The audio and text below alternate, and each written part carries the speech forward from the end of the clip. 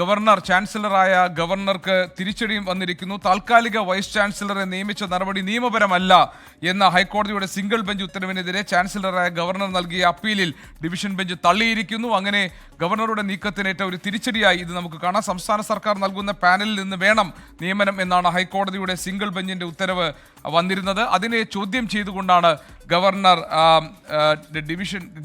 Division ബെഞ്ചിനെ സമീപിച്ചത്. പക്ഷേ division bench ഇത് തള്ളിക്കളഞ്ഞിരിക്കുന്നു.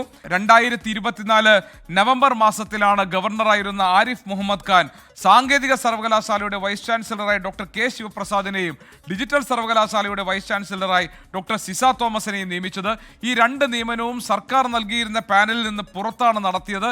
ഈ നിയമനത്തിന് സാധുതയുണ്ട്, ചാൻസലർ എന്ന നിലയിൽ തനിക്ക് നിയമനം നടത്താനുള്ള അധികാരമുണ്ട് എന്നതായിരുന്നു ഗവർണറുടെ വാദം. ഗവർണറുടെ നിയമനം സർവകലാശാല നിയമങ്ങളുടെ ലംഘനമാണ് എന്നതായിരുന്നു ഇക്കാര്യത്തിൽ സർക്കാരിൻ്റെ നിലപാട്.